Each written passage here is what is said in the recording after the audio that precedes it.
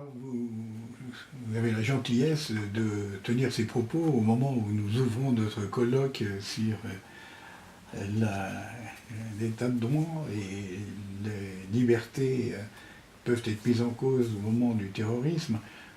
Comment pensez-vous Là, qu'on puisse articuler? il faut être précis. Je ne dis pas pédant, je dis précis. L'état de droit, c'est une organisation juridique.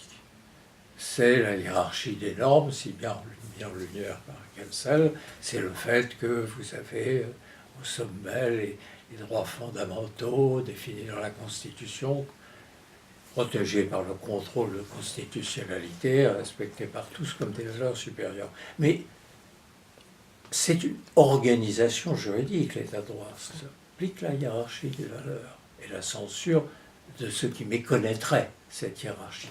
Bon, mais il reste à savoir quelles sont les valeurs. Si vous considériez les travaux, je vais prendre les pires, des juristes nazis, grands juristes, nés évidemment avant et ont vécu sous Weimar, des grands juristes, ils considéraient qu'il existait un état de droit. Oui, un état de droit nazi dont le premier fondement était le racisme. Mais attention, quand on dit nous, état de droit, ça veut dire hiérarchie au fondement de laquelle il y a quoi? Les droits de l'homme. C'est les droits de l'homme qui font la légitimité de l'état de droit démocratique. Tout le reste en découle. Dieu merci, les juristes sont là pour compliquer les choses et affiner les concepts. Mais fondamentalement, l'état de droit, c'est la hiérarchie des valeurs. Quelles valeurs? L'état de droit démocratique s'enracine dans la Déclaration des droits de l'homme. Considérées comme cela, les choses sont d'une extrême simplicité, mais on ne peut pas dissocier les droits de l'homme de l'état de droit, pas plus que l'inverse. Alors, il est quand même facile de modifier l'état de droit pour un législateur. On dit il y a le terrorisme Ça dépend des met en cause la démocratie, donc je prends par exemple l'exemple turc. D'abord, il faut remarquer que les discussions en cours, elles me rappellent des souvenirs. Il ne faut pas croire que pour la première fois, le terrorisme a fait son apparition avec Daesh. C'est hélas une longue présence dans notre histoire, le terrorisme. Et je me souviens fort bien, pour ne prendre que la partie d'après la guerre, combien le terrorisme florissait, y compris sur le territoire français. Je rappelle quand même, pour les avoir vécus, que dans des démocraties très proches, avec lesquelles nous sommes très amis, et qui sont elles aussi respectueuses des droits de l'homme, je veux dire, l'Angleterre connaissait l'IRA, le terrorisme irlandais, et Dieu sait qu'il était actif. L'Espagne connaissait l'ETA, et on sait combien il y a eu de victimes de l'ETA. Les Italiens connaissaient à cette époque les Brigades Rouges, et aussi quelques organisations fascisantes qui pratiquaient le terrorisme avec sauvagerie. Vous aviez en Allemagne la bande à Bader, partout dans une Europe qui était tout à fait démocratique, dans des États de vieille tradition démocratique comme les Anglais, partout vous aviez la question du terrorisme. Alors je prends l'exemple le plus significatif, l'Angleterre. Les Anglais ont aboli la peine de mort peu de temps après la Seconde Guerre mondiale. Et bien entendu, quand l'IRA a fait ces actions terroristes très graves, il y a eu des femmes et des hommes politiques pour immédiatement dire « Ah, insupportable, il faut rétablir la peine de mort ». Eh bien, à 3 reprises, avec liberté de vote liée à la conscience de chacun, à 3 reprises, les communes l'ont refusé à Madame Thatcher. Et à chaque fois, avec une majorité plus grande. On peut se dire pourquoi. Bien entendu, parce que ça heurte nos principes, mais aussi parce que, ici, la peine de mort comme facteur de dissuasion du terrorisme n'a pas sa place.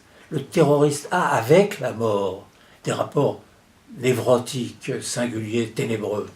Mais celui qui est prêt à jeter l'avion sur les gratte-ciel avec lui dans l'avion, celui qui est prêt à se faire sauter au milieu de ses victimes dans un supermarché ou bien à un parking quelconque, celui qui est prêt toujours à mourir au nom des dogmes qu'il défend, ce n'est pas lui, dans sa relation avec la mort, que vous pouvez espérer dissuader de commettre le crime. La peine de mort, il se l'inflige. Il est prêt à sacrifier sa vie à ce qui est sa motivation, je n'ose dire le mot d'idéal. Donc comme facteur de dissuasion, c'est nul. Et ça, c'est la première évidence. Mais il y en a une autre, qui est plus subtile et plus terrible. C'est que, à supposer que le terroriste soit arrêté et jugé publiquement, il va se défendre.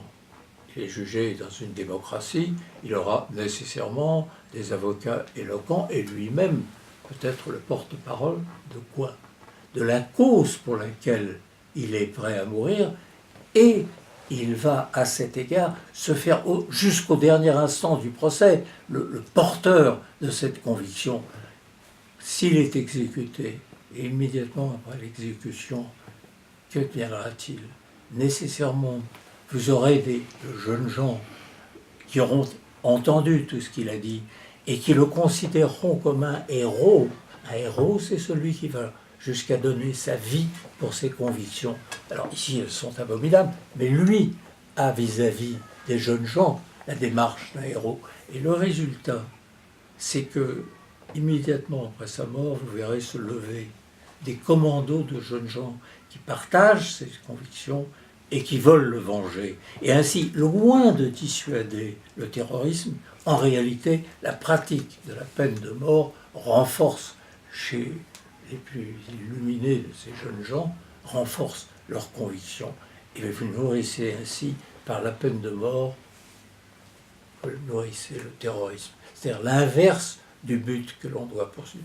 Non, il n'y a pas lieu de faire une exception pour le cas du terrorisme. Je dirais même, dans ce cas précis, contraire. En réalité, il y a une tendance à satisfaire l'opinion publique par une sorte de rétribution et qui est totalement inopérante. Mais la réaction devant le terrorisme ne peut être que l'indignation et la pitié. Pitié pour les victimes, indignation à l'égard de ces criminels. C'est là la réaction certaine. Mais ça n'est pas parce que on conserve la peine de mort qu'il n'y a plus rien dans notre panoplie judiciaire. Je le répète toujours, un axiome, l'état de droit n'est pas l'état de faiblesse. Simplement, l'état de droit repose sur un certain nombre de principes fondamentaux qui correspondent à une exigence même de la démocratie. Le premier, c'est le droit à la vie. Le deuxième, c'est le droit d'être pas torturé.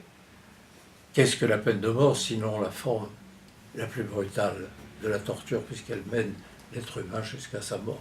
Donc, ici, les choses sont d'une grande clarté. L'état de droit n'est pas l'état de faiblesse. Donc, nous devons avoir les instruments qui permettent de poursuivre et de punir, dans le respect des droits fondamentaux. Deux, s'agissant de la peine de mort, elle est outrage à ces principes. Outrage à ces principes, aussi bien quand il s'agit de l'exécution que quand il s'agit de ce qui trop souvent précède, c'est-à-dire la torture. Mais la loi de l'homme n'a pas été jusqu'à supprimer, abolir la peine de mort. Non. Et pourtant, la question de la peine de mort, c'est une question qui s'impose dans l'espace de l'eau. Dès le XVIIIe siècle se posait la question que finalement le premier des philosophes à l'avoir affirmé aussi fortement que possible était un Italien, un Milanais, Beccaria. Vous savez aussi à quel point le petit livre de Beccaria, tout jeune haut fonctionnaire à cette époque, avait soulevé dans le Paris des Lumières des transports de joie. La lettre de Voltaire à d'Alembert à ce sujet, elle est on ne peut plus éloquente. Mais ce qui est certain, c'est que l'articulation et l'adoption de la Déclaration des droits de l'homme par l'Assemblée constituante, à cet égard, exprime clairement ce que doit être la conception d'une société d'hommes libres et égaux. Je ne pensais pas qu'aujourd'hui, l'anxiété née du terrorisme ou de la drogue est de nature à remettre en cause ce moratoire. Oui, enfin, le terrorisme, ça on va en parler. La drogue ne date pas d'hier et les États abolitionnistes, que je sache, n'ont pas connu un supplément de consommation de drogue ni de trafic de drogue. C'est toujours la même chanson. On dit c'est insupportable, c'est vrai. Supprimer la peine de mort, ça ne change pas. Pas du tout. C'est-à-dire, c'est ça qui est prodigieux, c'est cette obstination à utiliser un soi-disant remède qui partout fait la preuve de son incapacité. La peine de mort ne dissuade pas les criminels, point. Donc vous allez intervenir devant cette assemblée de 400 à 500 membres, et au fond, vous avez participé à l'acte fondateur de la CIB, vous avez une sorte de paternité dans la CIB. Et aux côtés du bâtonnier Danet et Stasi. Et eux, ils avaient bien vu le problème, parce que quand j'avais parlé à Guy Danet et à Mario, les échanges se faisaient sur la possibilité de nouer des liens de solidarité entre les barreaux pour pouvoir, à travers la langue, partager la même culture et en même temps permettre à des barreaux isolés de faire respecter la défense de la défense et d'assurer la sécurité juridique. Et donc c'est une ambition, une très grande ambition. Elle donne ses fruits. Elle est porteuse d'avenir, parce que comme l'Afrique est vouée irrésistiblement à un grand avenir prochain, dans les décennies à venir, il est important, très important, que subsiste une pratique judiciaire qui soit fondée sur la culture juridique. Je tiens beaucoup au mot culture juridique, parce que ça dépasse simplement la défense. Non, la culture juridique, c'est une totalité dans laquelle nous sommes. C'est ça qu'elle participe, tout, je dis bien tous les membres qui parlent français, ou qui veulent vivre avec une culture juridique française. Donc c'est l'essentiel. Il y a d'autres formes de culture tout à fait respectables, intéressantes, diverses, mais la forme de la culture juridique française est, aux yeux, indiscutablement un plus, parce que la beauté de la langue juridique française, sa précision, l'adaptation aux réalisations contemporaines, tout commande que cet apport soit maintenu. Il ne faut pas concevoir le monde de demain simplement en termes d'échanges commerciaux. Il faut le prendre, le monde qui est sous nos yeux, en train de changer à cause du numérique, comme un espace nouveau où les cultures juridiques ont leur place, et au premier rang, la culture juridique française. Voilà. C'est pas être patriote que dire ça, c'est constater la diversité des cultures, la prééminence de certaines cultures qui ont porté très loin à la fois l'art du raisonnement juridique et la précision de cette langue. Et parmi ces cultures, il est vrai que la langue française s'inscrit au premier plan. Et derrière, je le dis avec satisfaction, immodestie, peut-être patriotisme, mais c'est une réalité. Et derrière, justement, cette précision, et cette organisation sociale qu'elle suscite, il y a également les valeurs qui naissent de notre histoire. Oui, de notre histoire et de l'histoire tout court. Moi, quand j'entends nos hommes d'État ou nos hommes politiques dans des organisations, des enceintes internationales, dire « Ah, la France est la patrie des droits de l'homme », je souris parce que j'aimerais que ce soit vrai, mais ça n'a pas été au long de l'histoire toujours une réalité. Depuis la Révolution française jusqu'à ce jour, la France n'a pas toujours été la championne des droits de l'homme. Mais ce qui est sûr, et historiquement, ça suffit à justifier une déclaration particulière, c'est que c'est en France, par rapport au reste de l'Europe, qu'on a poussé le plus loin au XVIIIe siècle l'analyse de la culture des droits de l'homme, et c'est en France qu'on a écrit la Déclaration des droits de l'homme. Or, sans conceptualisation et sans expression, il n'y a pas de vie à des concepts. Par conséquent, être la patrie de la Déclaration des droits de l'homme est déjà pour nous un grand honneur, encore faut-il en être digne, c'est-à-dire partout et encore et toujours soutenir la cause des droits de l'homme. Mais nous sommes la patrie de la Déclaration des droits de l'homme, et la moindre des choses pour la France, c'est de respecter ce qui a été si bien exprimé par nos aïeux. Et alors justement, la culture anglo-saxonne prétend que les droits de l'homme sont issus de la Magna Carta. Donc, par conséquent, la France ne pourrait pas revendiquer d'être le pays de la Déclaration des droits de l'homme, puisque les droits de l'homme sont nés de la Magna Carta selon certains auteurs. Mais la Magna Carta, sans rentrer dans une discussion austère sur la paternité juridique, la Magna Carta ne règle que très partiellement la question des droits de l'homme. Les droits de l'homme, c'est une philosophie.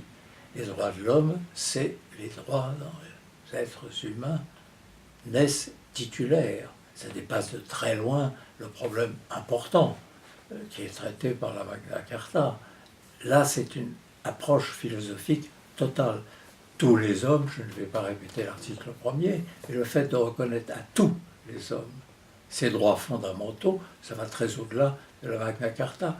Je sais que Mme Thatcher, je me souviens d'une discussion avec elle, ne supporte pas l'idée que l'Angleterre ne soit pas, au moins historiquement, le lieu de naissance des droits de l'homme. Non, l'Angleterre a joué un très grand rôle dans le développement de la théorie des droits de l'homme. Elle n'a pas quand même jamais produit un texte équivalent à la Déclaration. Les États-Unis l'ont fait, mais immédiatement après. Peu importe, ici, ce n'est pas une question de revendication de paternité, c'est un constat. Et si j'insiste sur ce constat, c'est parce que les Français et tous ceux qui aiment la culture juridique française doivent se montrer dignes de la déclaration dont ils sont les auteurs. C'est notre héritage à nous, et celui-là, il faut à la fois le défendre pour qu'il reste vivant et l'exposer avec simplicité, mais force, à tous nos amis pour qu'eux aussi se sentent partie dans cette déclaration des droits de l'homme. Vous avez, parlons maintenant de la CIB, vous avez assisté à la création de la CIB en 1985, vous étiez garde des Sceaux à l'époque, et la CIB rassemble justement les barreaux de culture commune. Et le mot employé est tradition, c'est effectivement plus large. Mais culture est peut-être plus riche aussi. Culture vivante. Culture est vivante, la tradition subsiste, survit. Vous avez, est-ce que vous pouvez dire le souvenir que vous avez que nos bâtonniers sont intéressés de savoir, d'avoir un moment d'histoire? Est-ce que vous avez encore en mémoire cette création de la CIB dont on vous avait dit que cette CIB, elle correspondait à une volonté d'affirmer la solidarité des barreaux francophones? Oui, je ne peux pas, à cet instant, ne pas rendre témoignage à notre ami, hélas disparu, le bâtonnier Dannet, auquel on doit beaucoup de processus de création de la CIB, mais la volonté était que les grands apports de la culture juridique française soient ainsi non seulement maintenus, non seulement vivants, mais puissent briller d'une flamme toujours plus forte. C'était ça. Il y avait, pas seulement chez le bâtonnier Dannet, mais chez l'ensemble des bâtonniers présents, une volonté commune. Sans volonté, rien n'est possible. Sans conviction, il n'y a rien qui puisse se construire. Et s'agissant des barreaux, et des barreaux de culture juridique française, ils doivent conserver, veiller à ce que soient respectés ces principes qui sont précisément l'honneur d'une société qui se réclame des droits de l'homme. Si les avocats ne le faisaient pas, qui le ferait? Et qui, à cet égard, est mieux placé que ceux qui ont eu, ce que je considère comme une chance, le privilège, dès le départ, d'accéder à la culture juridique française, qu'il soit français ou non, peu nous importe. Ici, il s'agit de la culture juridique française qui a une vocation universaliste, comme d'autres grandes cultures longues qui ont pu forger ainsi des instruments de droit inappréciables. Alors, grâce à la CIB, on a créé des solidarités entre les barreaux, de sorte que l'action internationale, la CIB représente un peu une sorte de conscience universelle. Je veux dire par là une conscience internationale à l'égard des membres de cet espace francophone pour permettre aux avocats, membres des États, de dénoncer les difficultés qu'ils pourraient rencontrer dans le respect de l'état de droit avec la solidarité. Et il y a un aspect de la CIB qui me semble très important, c'est qu'au fond on s'aperçoit que les principes fondamentaux de l'état de droit sont mieux garantis par le regard international. Vous en êtes témoin puisque vous avez permis de ratifier le recours individuel au niveau de la communauté, la CEDH.